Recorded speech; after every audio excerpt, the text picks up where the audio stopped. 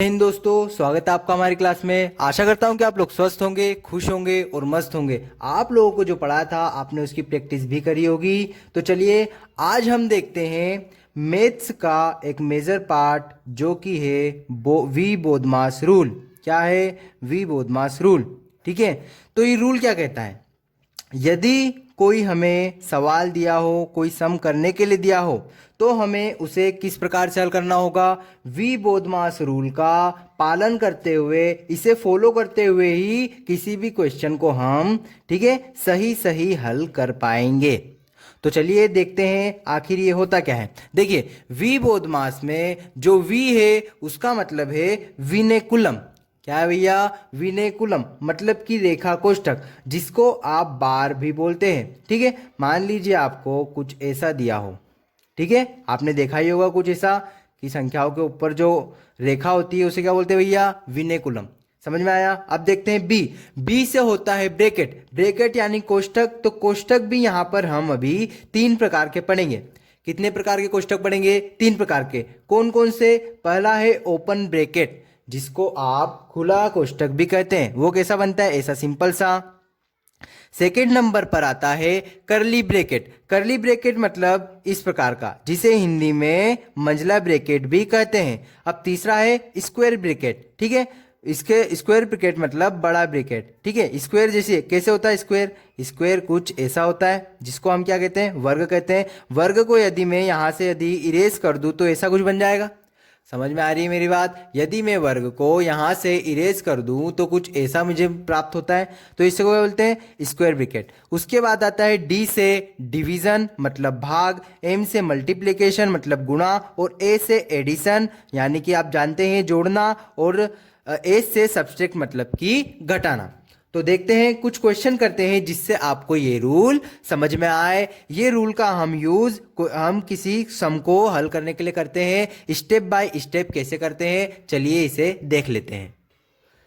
ये रहा हमारा क्वेश्चन। देखते हैं इसे कैसे हल करेंगे। इसे हम वी बोधमास रूल का फॉलो करते हुए हल करेंगे।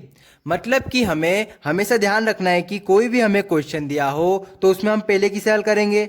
विनेकुलम। मतलब यदि किसी संख्या पर यदि बार दिया हो तो पहले हम उसे हल करेंगे, वरना उसके आगे बढ़ेंगे, फिर ब्रैकेट हल करेंगे। ब्रैकेट में कौन सा? पहले हम कौन सा? ओपन ब्रैकेट हल करते हैं, उसके बाद करली ब्रैकेट हल करते हैं, उसके बाद बड़ा ब्रैकेट हल करते हैं। समझ में आए मेरी बात? उसके बाद हम ओ पे जाते हैं। ओ मतलब ऑफ होता है, जिसका मतलब होता है का, और होता है गुणा। यदि ऑफ दिया है मतलब हमें क्या करना है? गुणा करना है। समझ में आई मेरी बात? चलिए इसके बाद आते हैं डी पे। डी का मतलब हमने समझ लिया है, डिवीजन मतलब भाग करना। यदि भाग, उसके बाद हल करने के बाद हम क्या करेंगे? मल्टीप्लिकेशन, उसके बाद एडिशन, उसके बाद सब्सट्रैक्ट। समझ में आई मेरी बात? तो चलिए इसी रूल को फॉलो करते हुए एक क्वेश्चन देख लेते हैं। क्या दिया है हमें? ठीक है, ये हमारा डिवीजन का चिन्ह है, डिवाइड, बड़ा ब्रैकेट 5 प्लस करली ब्रैकेट 9 प्लस, ठीक है, ये ओपन ब्रैकेट दिख रहा है आपको, 9 प्लस 3 माइनस 1 विनेकुलम। ठीक है,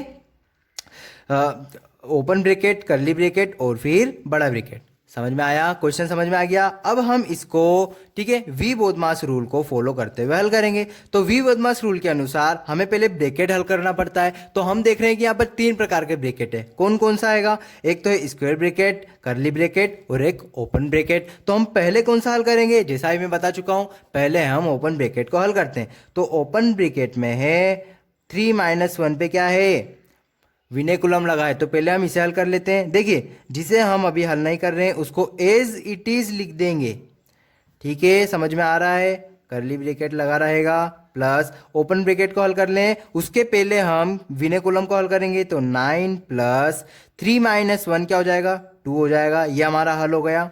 ठीक है, और हमने क्वेश्चन ऐसा कैसा लिख दिया। इसे आगे हम सोल्व करते हैं।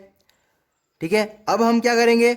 ओपन ब्रैकेट हल करेंगे। ठीक है, हम वी बोधमास रूल को फॉलो करते हुए ही क्वेश्चन को सही कर सकते हैं। ठीक है, 5 प्लस, ठीक है, ये क्या है? 9। तो हम पहले क्या करेंगे? ओपन ब्रैकेट को हल करेंगे। ये 9 ऐसा कैसा?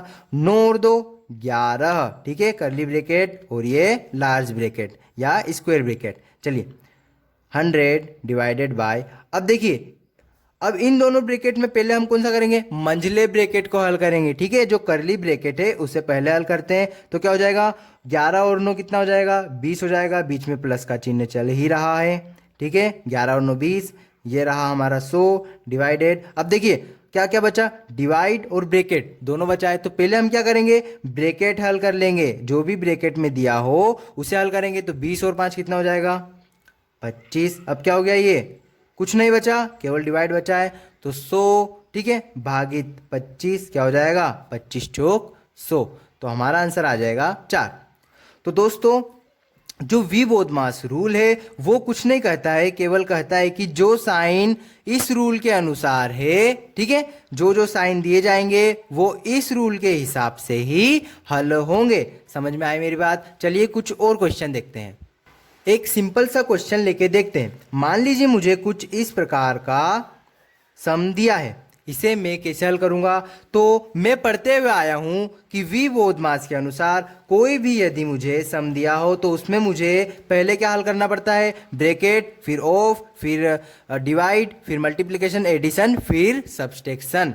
मतलब कि मुझे इस सवाल को देखकर पता चल रहा है कि पहले मुझे क्या करना पड़ेगा, डिवाइड करना पड़ेगा। वी बोधमास रूल हमें साइन बाय साइन क्या करने को सिखाता है कि साइन बाय साइन सवाल को हल करना चाहिए, जब भी हमारा क्वेश्चन क्या होगा, सही होगा।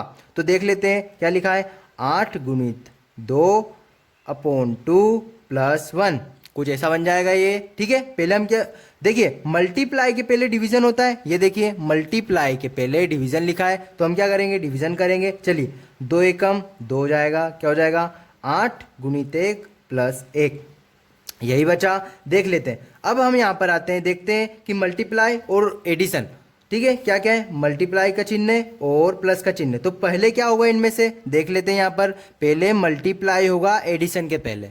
समझ में आई मेरी बात। तो देख लेते हैं, 8 एकम 8, ठीक है, ये प्लस का चिन्ह है। अब कुछ नहीं बचा तो डायरेक्ट कर देंगे, 8 और 1 9।